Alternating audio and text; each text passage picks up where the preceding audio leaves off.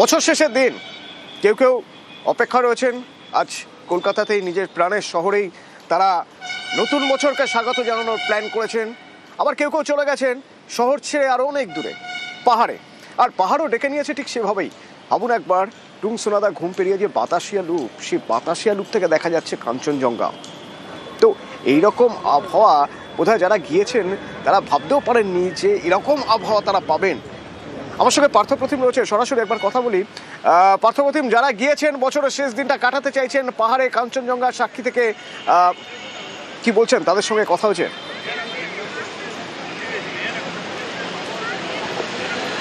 হ্যাঁ, বেশ কয়েকজন পর্যটকের সঙ্গে কথা হয়েছে। আজ 2025-এর শেষ দিন, আর শেষ দিনে একদিকে যেমন বর্ষ বিদায়, তেমনি নতুন ইংরেজি নববর্ষকে বরণ করে নিতে প্রচুর পর্যটক, শুধু আমাদের রাজ্য নয় ভিন রাজ্য থেকে প্রচুর পর্যটক পাহাড়ে বেড়াতে এসছেন। গত কয়েকদিন ধরেই কুয়াশায় ঢাকা ছিল গোটা পাহাড়, আর আজ কুয়াশার চাদর সরিয়ে কাঞ্চনজঙ্ঘা ঝাঁ চকচকে রূপ। স্বাভাবিকভাবেই কিন্তু যে সমস্ত পর্যটকরা নতুন ইংরেজি বর্ষকে বরণ করে নিতে আসছে তারা স্বাভাবিকভাবেই আপ্লুত এবং খুশি।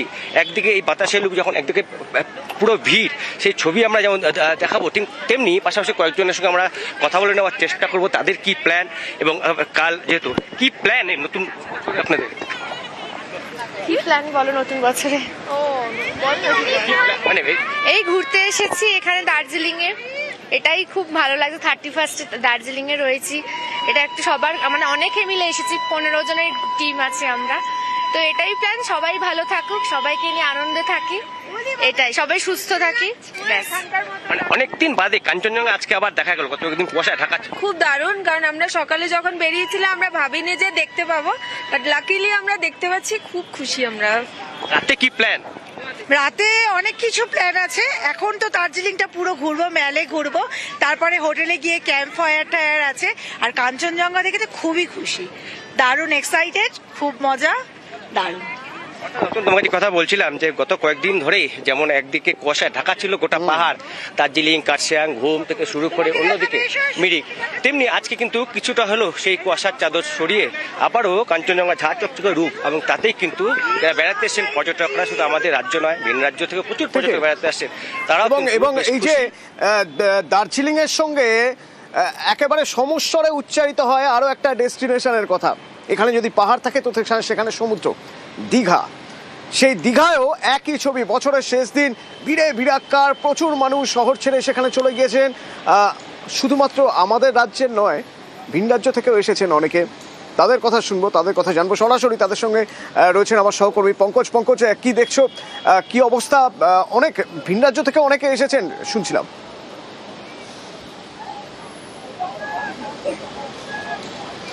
দেখো অতএব, তুমি জানো যেখানে পাহাড়ের কাছাকাছি সমুদ্র দেখার জন্য অনেকে কিন্তু আসেন পর্যটকরা দূর দূরান্ত থেকে। শুধু এ রাজ্যে নয়, ভিন রাজ্য থেকেও পর্যটকরা আসে, কারণ যেখানে বছরের শেষ, সেই শেষ দিনটিকে তারা কিন্তু আনন্দে কাটাতে চাইছে।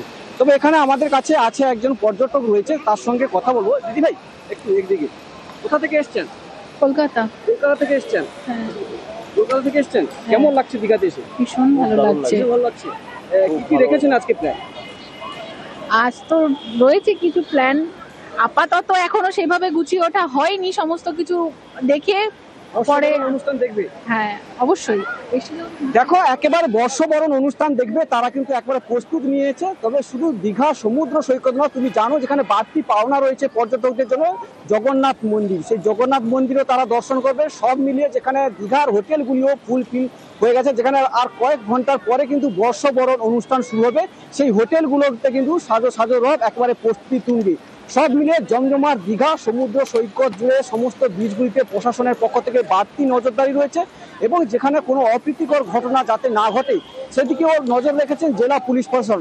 সব মিলে দীঘা সৈকত সরণির দীঘাতে একেবারে জমজমাট পর্যটক, সমস্ত পর্যটকরা আছে, তারা কিন্তু সমুদ্র স্নানের পাশাপাশি পিকনিক করতেও শুরু করে দিয়েছে। ইতিমধ্যে কিন্তু ঝাউ জঙ্গলগুলিতে তারা পিকনিকের মুডেই রয়েছে, তারা প্রস্তুতি চলছে, রান্নার বিভিন্ন সরঞ্জাম তারা নিয়ে এসে রান্নার প্রস্তুতি করছে এবং স্নান করবে। স্নান করার পরে কিন্তু যেখানে পর্যটকরা তারা জানাচ্ছেন যে মন্দির দর্শন করবেন, ঠাকুর দর্শন করবে, সব মিলে বছর শেষে একেবারে তারা আনন্দ। এবার একবার লাল মাটির দেশ দেখবো, বাঁকুড়া দ্বারকেশ্বরের পারে হই হই ব্যাপার। সকাল থেকে চড়ুই ভাতির মেজাজ, দেখা যাক একবার সেই ছবি। প্রিয়ব্রত রয়েছে সরাসরি এখান থেকে। প্রিয়ব্রত, খুব চেনা পিকনিক স্পট, খুব পপুলার একটা পিকনিক স্পট, কিন্তু সেখানে আজকে বোধহয় মানে মোটামুটি দাঁড়ানোর মতো আর জায়গা নেই।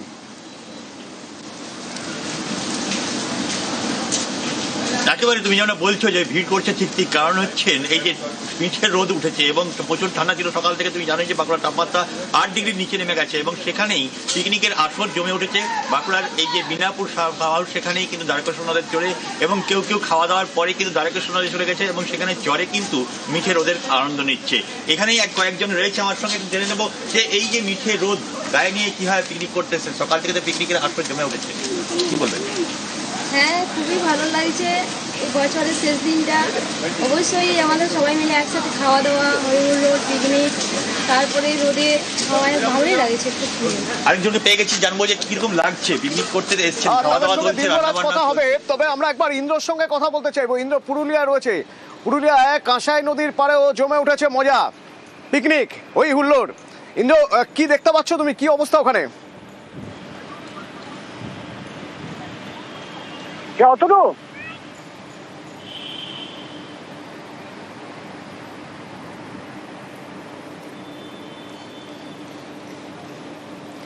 ইন্দ্র, একবার তোমার মাধ্যমে আমি একটু দেখতে চাইবো যে বছরের শেষ দিন কিভাবে এনজয় করছেন ওরা।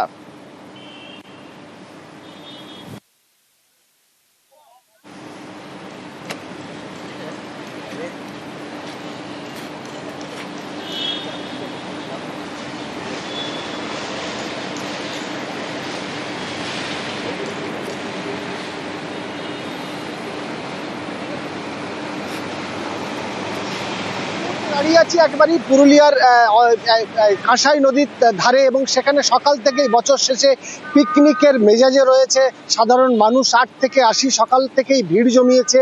সকাল থেকেই যেমন রান্নাবান্না চলছে এবং বিভিন্ন রান্নাবান্না সাথে নাচ গান, খাওয়া দাওয়া, জমিয়ে আড্ডা, ফলে একেবারেই ফেস্টিভ মুডে রয়েছে জেলার বাসিন্দারা এবং বছরের শেষ দিনটি বেশ উপভোগ করছে। সকাল দিকে হালকা কুয়াশা ছিল, বেশ ঠান্ডা ছিল, তবে বেলা বাড়তেই একটু রোদ দেখা যাচ্ছে এবং এই একদিকে শীতের আমেজ রয়েছে, অন্যদিকে বছর শেষ, দুই মিলিয়ে একেবারে জমিয়ে আড্ডা, খাওয়া দাওয়া, পিকনিক মুডে রয়েছে। যেমনটা বলছিলাম, সকাল থেকে বিভিন্ন রান্না বান্না চলছে, তার মধ্যে সব থেকে উল্লেখযোগ্য হচ্ছে খিচুড়ি। এই পিকনিকের সময় খিচুড়ি থাকবেই, খিচুড়ি, মাংস, চাটনি এবং এই খাওয়া দাওয়ার সাথে যেমন গান, নাচ, সেলফি তোলা, ছবি তোলা, ফলে সব মিলিয়ে জমিয়ে আড্ডা, আনন্দ উপভোগ করছে। তোমার মাধ্যমে ধন্যবাদ।